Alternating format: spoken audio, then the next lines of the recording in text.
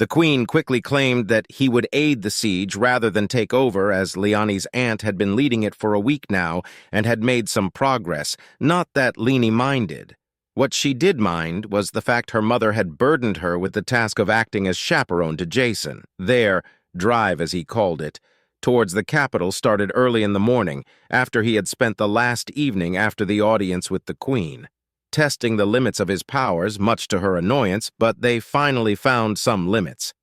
Not that it mattered to her, as even with the limit of line of sight and non-living entities, and lastly it seemed to place a bit of a strain on his mind, he still made a few hundred different weapons and equipment, and even more carriages, and some giants, which he promptly dismissed before the city lost its collective minds before he dismissed them all claiming a headache.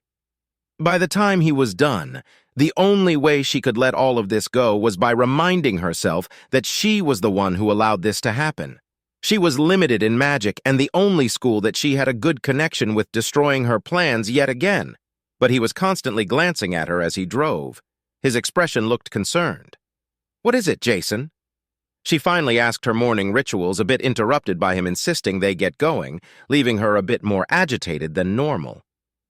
"Well, I think I may have done something wrong, so I am sorry. I forgot to tell you when I wanted to leave," he said in an apologetic tone, making her look over to him, his eyes that had no mana looking at her every few seconds for barely a second. "It's fine, I'm just tired from yesterday, that is all," she said back. After all, he was now her mother's pawn, not hers. He never was hers, really, and she didn't need his apology. "Beast of burden excrement. There is more to this, and you aren't telling me. Look, if it is some royal thing, then just say so. But at the same time, we have only known each other a day, so I get it, but—" he said, then moved the carriage over before turning completely to face her. "Don't forget you summoned me. You are literally the person I've spent the most time with. And while we may or may not be friends, I know battlefields. So tell me why you are in such a pissy mood. You have been like this since yesterday before we left the village. So what the lower planes is going on?" She looked at him.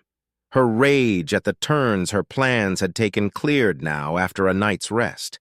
If he had been bonded, then she could just told him to stay out of her business. But he wasn't. He was a free and independent creature she had summoned. Moreover, she couldn't handle this by scolding him like a male of her kind. She was not more powerful than him. On top of that, if she did, he might just leave and allow her nation to fall. But her rage was mostly pointed to his crazy way of utilizing her power. But the look in his eyes right now broke her. That look of pity and compassion. That accursed look she got from the butlers and knights of the palace.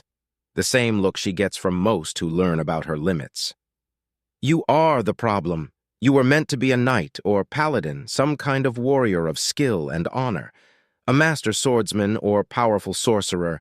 But instead, I got a woodsman who somehow knows how to use the equipment of the militaries of his world. A scholar who found a hole in my magic that allows him to make monsters and weapons that your world has thought up in the fever dreams of mad alchemists and troubadours."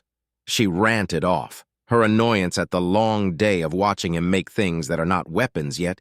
He found the ways to make them so and, by extension, create them regardless. "You were meant to be my ticket to winning over my mother to make me the crown princess. Instead, I am your god's abandoned chaperone, and any chance I had for the throne dashed with you. And I will remain as the only daughter that can only use summoning magic and mundane spells. A stain on the royal family," she said, and pulled herself up into a curl, hugging her legs, teeth gritted tight to try not to cry. "Happy?" "No, I am not," he said, then turned and started to make the carriage move again. "I didn't think that was the issue. If it matters, I am sorry, but if you want the throne, then just stay close. I will make your name be the one the soldiers I train cheer. If you want the throne, then I will give it to you, but only because you are the one that gave me a second chance at life." She looked over at him. His eyes, or what she could see, looked pained. Did she really hurt him somehow? Some way of punching under his armor and wounding him? "As for the woodsman comment, you got it wrong. In my nation, we have a few different types of soldiers. I am a ranger, which is an elite form of a soldier in the army. My job was to find the enemy and fight them. We conducted raids and assaults on enemy fortifications. We would rescue allies from enemies that had taken my people, and we were the ones that led the way for the rest of the army. And while we do know how to skulk in the woods like madmen, we are not idiots." She took in the information. It sounded like a scout mixed with the tasks of a knight and women-at-arms, along with a strategist. How could the word ranger ever mean that to him? "Also, considering everything you saw me make last night, I haven't even gone through the whole list of things I want to try and make. But the fact I know how to kill in so many ways is because I am very well trained. But not just from my time in the army, but because of my childhood, I had to claw, kick, scream, and bite for everything I had, and my only refuge from the harsh and unforgiving home my father made was in the books and stories and games I read, played, or spoke to others about." He glanced over to her. "So no, I am not happy. I am close to killing all your siblings and aunts and mother, just to seat you up on that throne, just because I know how it feels to be abandoned." Leani saw it. Something she had not seen before, not the pity or compassion of a person looking down on her, but a man who was looking upwards beside her. She couldn't make sense of this feeling she had, her heart's pounding in rapid fire, and her cheeks felt hot. "You would really give me the throne if I put my trust in you?" she asked slowly. "Yes, because I trust you not to try and sexual coupling me over, and if that is what you want, then I will get it for you. As long as you can let me chill the lower planes out in the palace after," he said as he started accelerating. Leani wasn't sure what he meant by some of those words, but if she would get the throne, she didn't care. "If that is what you want, then you will have it if you place me on the throne." She wiped away her few tears as she spoke after a few deep breaths. "So we are going as aides, which sort of means we can't really do much. However, I am sure if we can do something impressive, my aunt will let us do something greater. Hopefully." Jason seemed to think it over as the carriage rocked over the last hill and the city at siege beyond. "How about we just blow up the gates and go back?" he said after stopping the carriage as they were told to do. "Can you do that? The gate is reinforced iron and needs magic to move," she said. "Iron gate versus one of the 60 weapons I can think of that will do the trick," he said with a wide, reassuring grin, then turned his face out the window as 3 riders were approaching. "Can you talk with them? Make it easier?" She looked over and climbed out, taking a few steps forward. The 3 riders were all knights of her people. She could make out the heraldry of her aunt, the 3rd princess, and the Baroness Julan. "Greetings. I am the 16th Princess Leani Wizaldrix. I am accompanied by Jason Coleman of the United States Rangers. We have been ordered by Her Majesty the Queen to come and lend aid to my aunt in her grand siege," Leani said in the most regal voice she could muster, while seemingly towering over the riders, even without their height advantage due to her posture. "You will escort us to her tent, where I will tell her exactly how we will help." One of the riders, one she recognized as soon as she spoke, was her aunt's swordmaster. "A woodsman and the dull princess came to help with a siege. What will you do summon us some trees?" the woman said in a tone that Leani hated, not because it was disrespectful. It was because that was the tone almost everyone she had ever interacted with had when they spoke with her. "Is this your refusal to follow Her Majesty's orders?" Leani asked, maintaining the same tone she had. The 3 riders shifted a bit. Her jab at them, basically committing treason, unsettled them. She locked her eye back on the swordmaster. "As for me, I am the princess that had brought a powerful warrior from a realm that has no magic, and as such he can't be blocked by magic. He is a ranger, not a woodsman. He is a leader of armies, destroyer of his enemies, and wielder of weapons. Even you can't resist. Now escort us, or I will let him force his way to his objective." The swordmaster looked over and snickered. "Yeah, sure. I bet he can't even do anything. We will escort you so your aunt can send you away in the disgrace you are," she said, and wheeled her mount and started back down the path, followed by her 2 fellow riders as Leani climbed back into the carriage. "Jason, change of plan. Destroy the gate as soon as you can after we arrive," Leani said with a bit of anger as she glared at her aunt's swordmaster and got a better idea. "Actually, can you destroy the gatehouse?" Jason stopped the carriage and looked over, a confused look on his face before he spoke. Your mother asked us for help. Why would we destroy the gatehouse? Just the gate would be fine, no? Yes, it would be, but I want to wipe that dumb Lisa's face clean when she sees how powerful you are. Leani said with a growing grin. Besides, that way you can flex to an army worth of women that don't want to be here anymore, and we get to make a name for both of us. She watched as he started to think it over, then shifted in the carriage, half climbing out the middle through the roof, and a door she had not noticed. She leaned over and noticed him looking through some kind of device about the size of the food he made yesterday. Before he climbed back into his seat and started to move the carriage, I think I have an idea. It will be a one-time thing, as I am not sure I can even pull it off, but if it works, the gatehouse will be gone. It will also take me a few seconds to a few minutes, as the controls are hard to get to. She looked at him a bit confused for a second. Are you planning on using one of those giants you made last night? She asked nervously, and he nodded in return. Do you have a second suggestion? I think you should save that for something more dangerous than a gatehouse. He frowned, but smiled a second after, going back to thinking, I could just blow it all to Kingdom Come, or maybe... He spoke aloud as a new idea formed in his head. It will take me a few minutes to get ready when we get there. Also, I am not 100% sure how powerful it will be, so I am going to use a weaker version. It should work out then, I think. She wasn't sure what he had planned, but as soon as they reached their destination, they both climbed out, and she walked straight up to her aunt's table where she was having a morning meal with others, and very proudly declared, Are your troops ready for an assault? I and my summoned warrior are about to fell the gatehouse.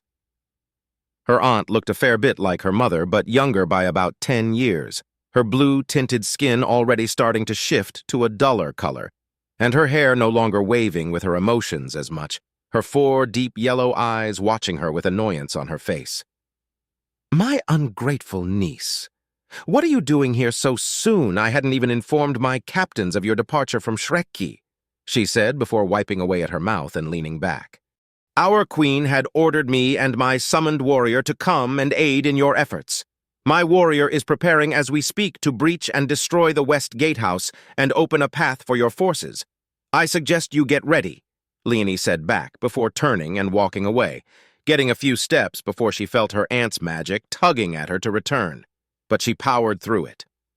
Getting back outside, she was a bit stunned as Jason was in what she could finally call a suit of armor. It was black as a moonless night, with a backpack and boxes attached that extended over his shoulders a bit.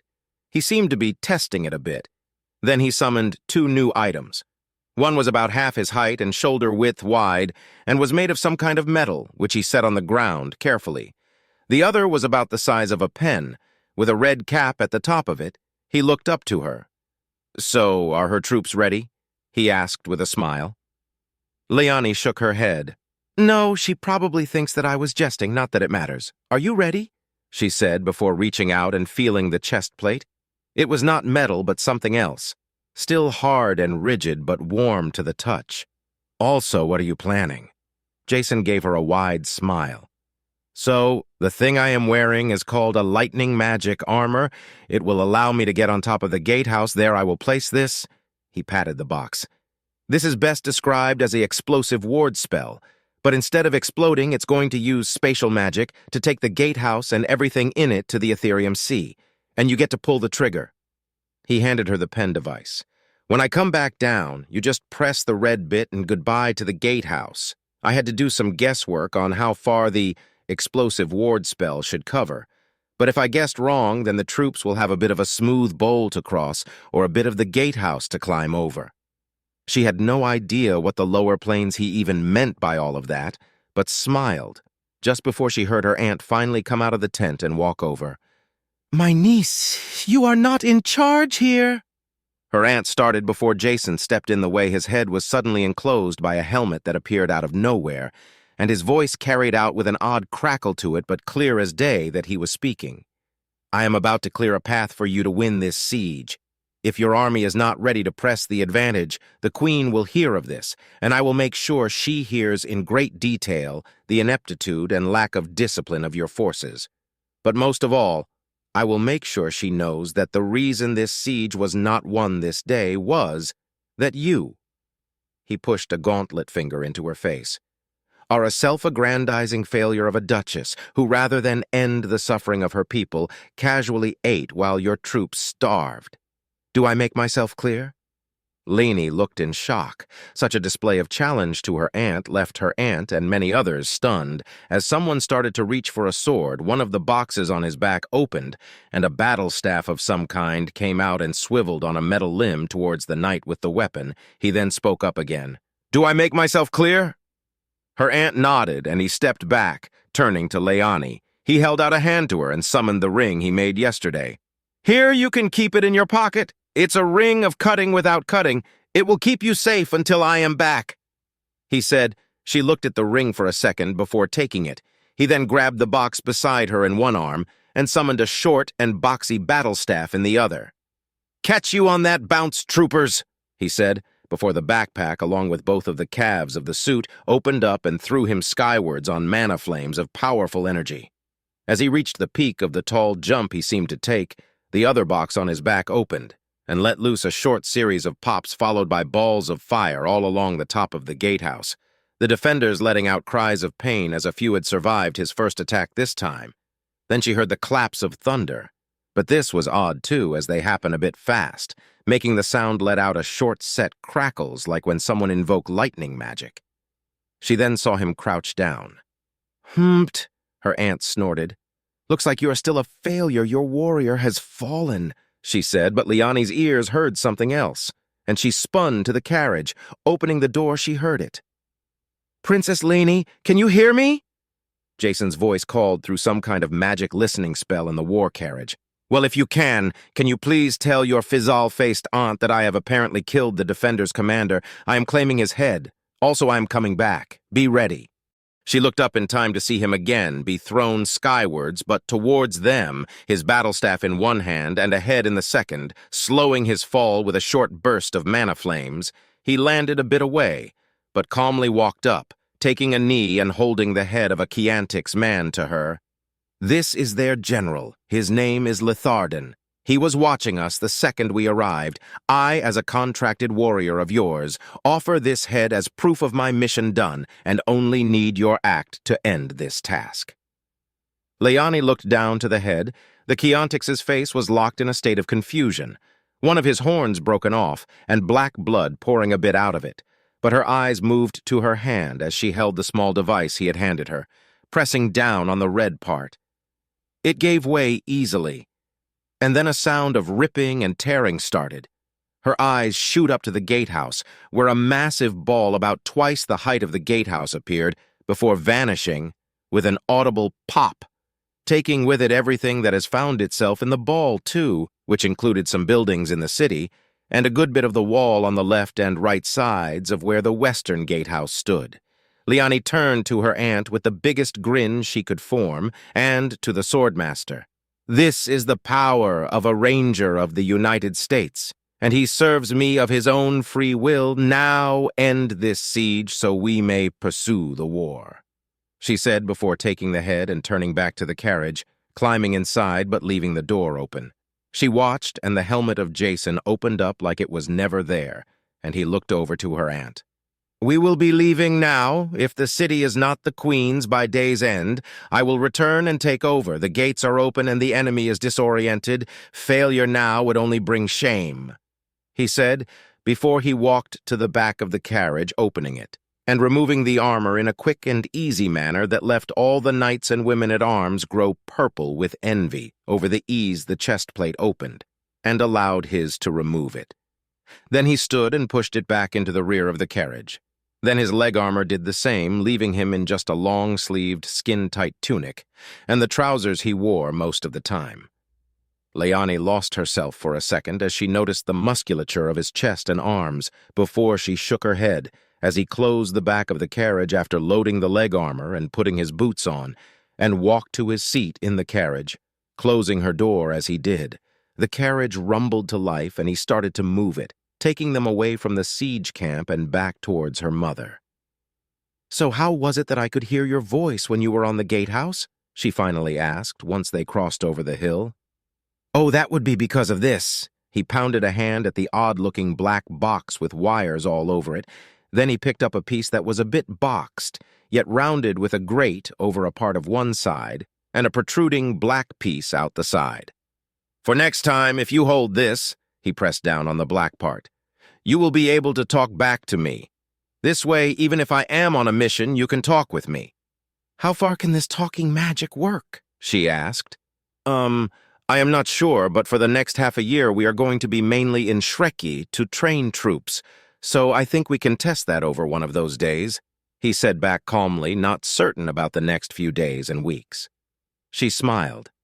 Thank you, by the way. You did a perfect job, but there is something I don't get. Jason glanced her way with a cocked brow, a signal she learned was a simple confirmation of his willingness to hear what she had to say.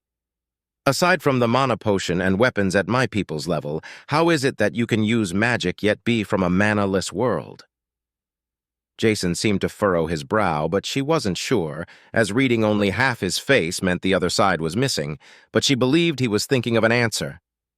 I guess I get it. In a way, there was a writer in my world that came up with 3 rules for advanced or unbelievable alchemy. His 3rd rule is what I think has you in a pinch. The 3rd rule he made says that any sufficiently advanced alchemy is indistinguishable from magic. To you, it is magic. To me, it is alchemy. But both things are true, while neither of us is wrong.